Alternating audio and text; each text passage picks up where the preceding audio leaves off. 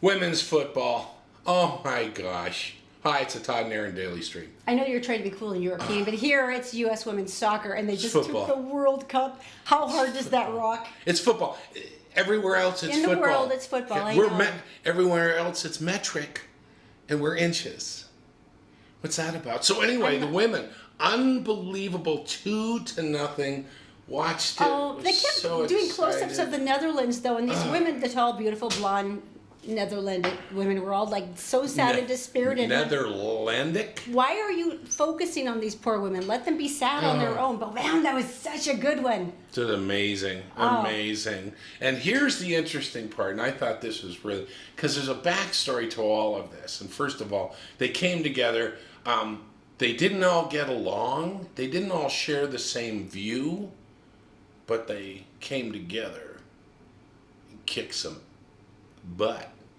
So here's the big deal, is now they're going to go back because, you see, they've sued the league, the football league, FIFA, because of equal pay. Now, will you just highlight perhaps what this international championship means?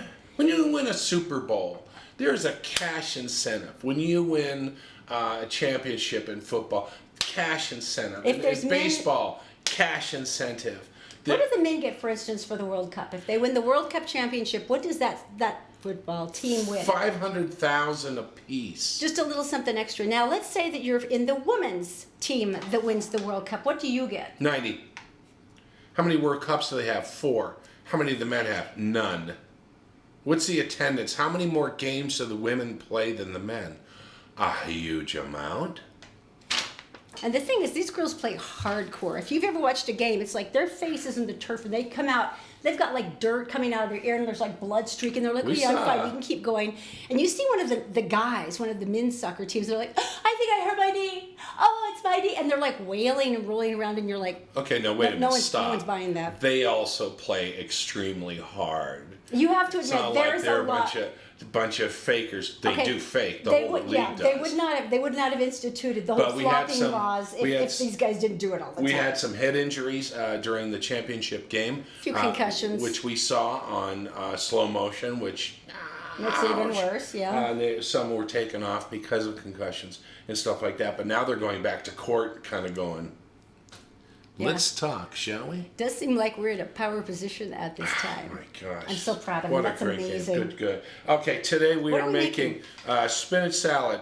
Nothing super interesting, cool maybe, but this is something you take to a party or whatever, and it involves strawberries. Strawberries and spinach. Yeah, and we've got Dijon mustard, we've got lemon juice, olive oil for the salad dressing. It seems like the Dijon mustard, the strawberries, and the spinach. Toasted pecans, which is kind of a nice crunch. You can't go wrong with nuts. You can't go wrong with nuts. That's an interesting mix. I'm trying to see how this is going to turn out. And then the feta runs into it at the end. And feta is one of those things, either you're in or you're out. Feta is always there. It's omnipresent. It's ubiquitous. Yes or no. You're Star Trek or you're Star Wars. That's the way it works.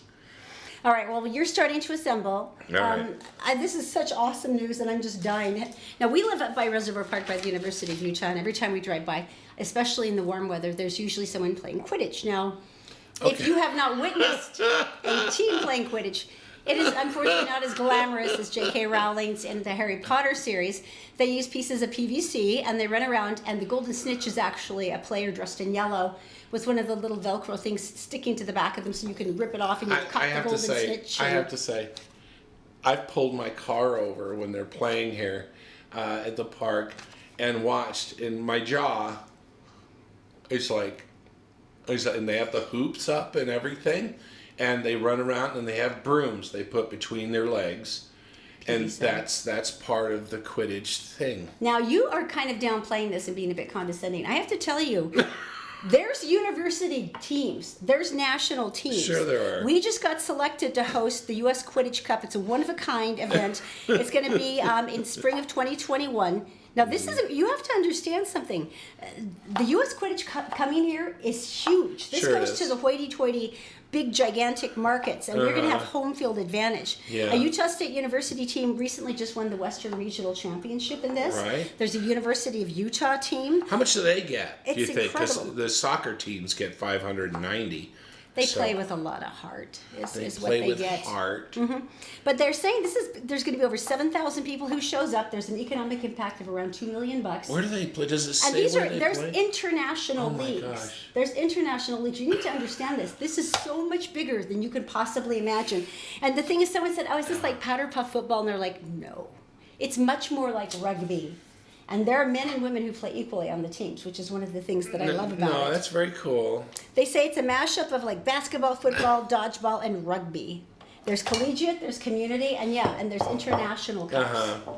Just like the World Cup. I would love to jump in 100% on this. Don't be condescending. I This can't. is a cool I thing. know. I can't help myself. It's a little. Could you find a bigger onion? That's all I could find. It's a pumpkin. I like red onion. I do too. We But can use it's, it for hamburgers later. yes, we can. What's the next story? The drunk boater. The Yeah, they've had so many This of these happened stories in this year, Oregon. and I don't think people know why. and at Lake Powell and stuff, they do this. At Strawberry, they do this. They pull you over, and if they see someone who is like woo, A little erratic, 'cause not I wearing think- a life jacket. I think if you're doing this in the water, that's what normal boats do. But if there are some issues and stuff, they come over and do a safety check. And if you are, You're remembering how my brother tried to peel me and my sisters off the boat last year, right? he would That have. traditionally is the kind of thing they would have pulled you over for, and he would have just explained, "I'm trying to drown my sisters," and they would have gone, "Oh, okay." He would have gone to court for murder Attempted. for what he was attempting to do. You were in the boat. I didn't see you stopping him. I was cheering. So anyway, the point being is they pulled this one gentleman over, and the deputy said to him, "Okay, Mister, we're boarding your boat," and in a very slick move, Because you get so much smarter when you're drunk. Have you This noticed drunk that? You're guy. so much more cunning. takes off his hat, you see, like it's a disguise, and throws it, and then takes off his life vest, which he was wearing, and then jumps in the water. Was he going to swim away and escape? From the the BWI, the boating while intoxicated, and then started to drown, calling out to the deputies, Help me. Help me. I seem to be drowning. I'm drowning." It's harder to breaststroke when you've had 87 cocktails. And they said, "We'll help you, but first you have to do this." Tell me they weren't tempted. No. So they pulled him out and he went to jail. So Yeah. the big point is, a lot of people don't know, when you're boating and stuff like that, people on your boat can drink, but you cannot, as the captain, you have to be the designated driver. Well, they really don't want them to drink either, though, because remember that one guy who fell overboard and he was so drunk they couldn't save him? I mean, even as the boat captain, if you're sober, if you have totally drunk passengers, you can't control all of them. I'll say at this moment that we don't know the rules. Okay, that's probably true. That's probably a good. Probably a good. You think cause. you're being drunk, you think you're being clever. Spider-Man! Look, nice knife skills. Those look pretty. I was wondering how Spider-Man was going to do. Spider-Man Far From Home just came out this weekend, and this is Right. after, poor Tom Holland. Spider-Man's devastated because Tony Stark, Iron Man, is dead, and he's like, I don't know what to do. I don't have anyone to look up to. And These then aren't Jake s- Gyllenhaal These shows aren't up. spoilers, are they? Not that in the you're slightest. just No, everybody. saying now. No, everybody knows that. It crushed it. It opened on Tuesday, $580 million worldwide, $185 million in North America. Wow. Now, How much? Avengers Endgame was a bit bigger because its worldwide total was Right. $2.77 billion after 1 week. But it's still pretty good. That makes it number 6 on the 2019 worldwide grosses. chart. Interesting. And Toy Story 4, which really came as no surprise, it's earned $343 million domestically, $650 worldwide. Now, Danny Boyle's yesterday. Todd and I saw the premiere for this, and this is the coolest thing. Danny Boyle wrote Train Spotting, a bunch of other really good movies. It's about a wonderful kid in New Zealand who wants to be a musician. He just wants to be a musician. Don't give it away. One night, Don't do it. And you have to explain this much. Okay, go ahead. The power mysteriously goes out. He crashes, knocks out a front tooth, and he's like, "Can my luck get any worse?" The next day, he's like playing a Beatles song, and someone goes, "That's so beautiful. What is that?" He goes, And it's the Beatles, John, Paul, Ringo, and they went, no, we don't know what you're talking about. So he's entered into or the parallel universe is entered in, where it is, there's no Beatles. And so he becomes an international superstar. By writing all their songs, because he knows he's a musician. Now, it gets more complicated, but it did pretty well. I mean... How much did it do? The worldwide total is only 57 million. It's going to catch on. But it's one of those ones I really want to push because it's, you know when you see the movies that are so special and they have heart and you're like, go see this. I know it won't be number one, but put it into number 2 slot. Definitely going to catch on. All right. Excuse me as I choked it out. What's next here on this stuff? Honesty of Utah. Now we're going to put salad together. Is it all prepared and sliced? Yeah, we're all set to go. Okay. Thank you for all the hard work, by the way. I was supervising and coughing, and I feel like I've really done my time here. I'm going to work on the pecans a little bit. You might want to chop them up a bit. Go ahead.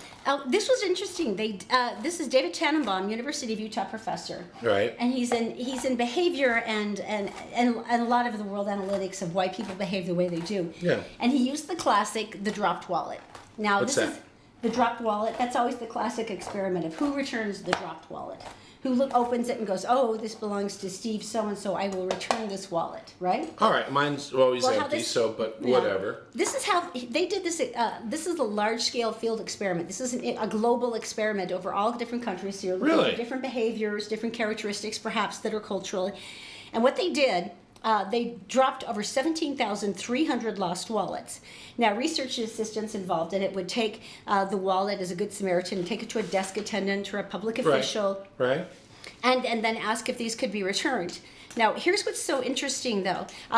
There are business cards and a grocery list in the local language in each one, and so that it would signal the owner could be easily contacted, right? Right. Now, which do you think would be more likely to be returned, ones with money or ones without? I would say having lost 3 or 4 wallets and just wanting my IDs back, never having any money. Obviously, you're setting me up because obviously you're going to say the ones with money got returned more. This is true. This is true. Everybody thought it would be the other way, like, oh, there's nothing there, so I'll just throw it in. But no, and a lot of it went to do with how people viewed themselves.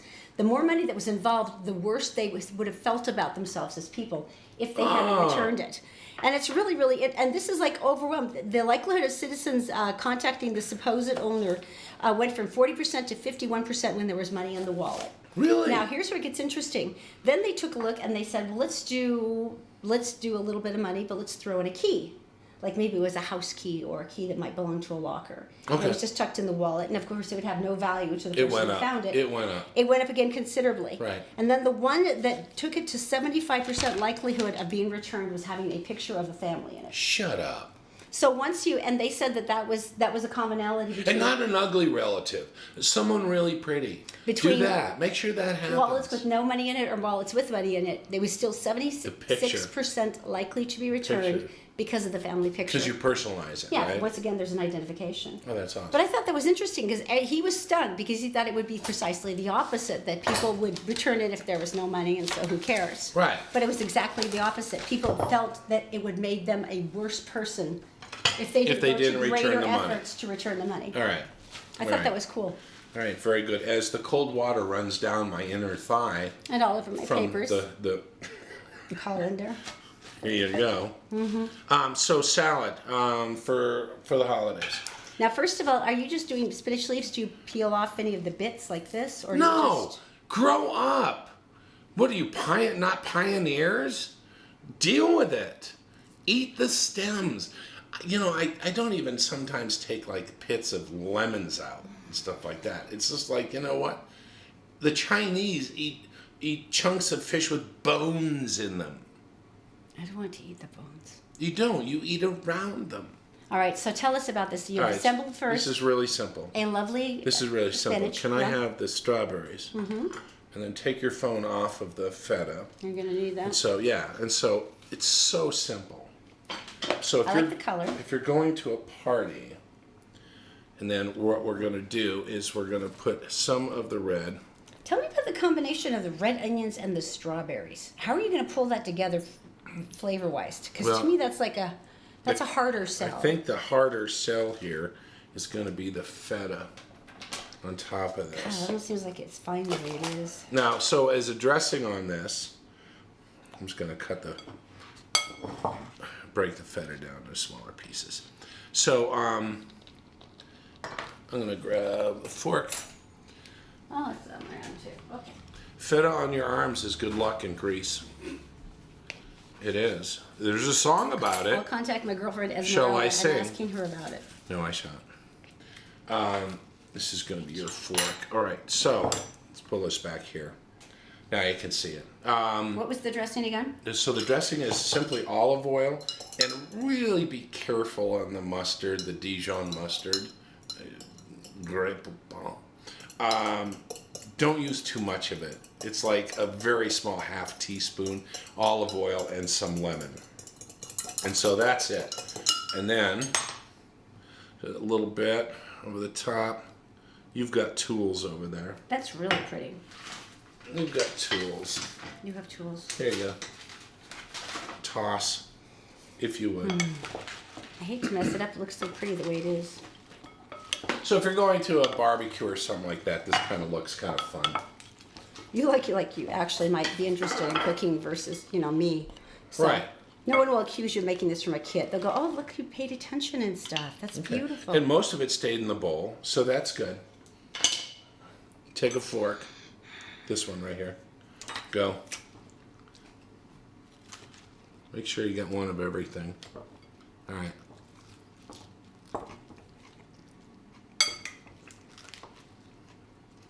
Yeah, it's delicious. Less dressing the best. Right? The strawberries, the onions, and the feta cheese are the stars of this one. I'm gonna do it again.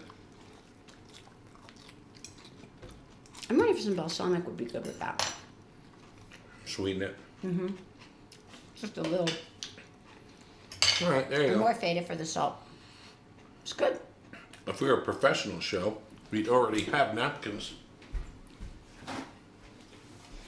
That's adorable. So anyway, thanks for joining us. Part of our summer salad series. I just made it I up. know, it's tricky though. It's like, Salad and chat. That's another name I just gave that's a it. total PBS. You can't use that one. It is. It's I so know. funny. It's chat and salad. Anyway, thanks very much. We'll see you tomorrow on the Todd Erin Daily Stream. Shut up. I'm getting in here. Written version of the recipe will actually be here at the bottom today if you would like to try that out.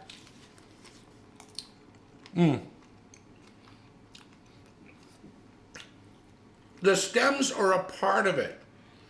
Like in life, there's some tough areas. Whatever. Oh, that's good.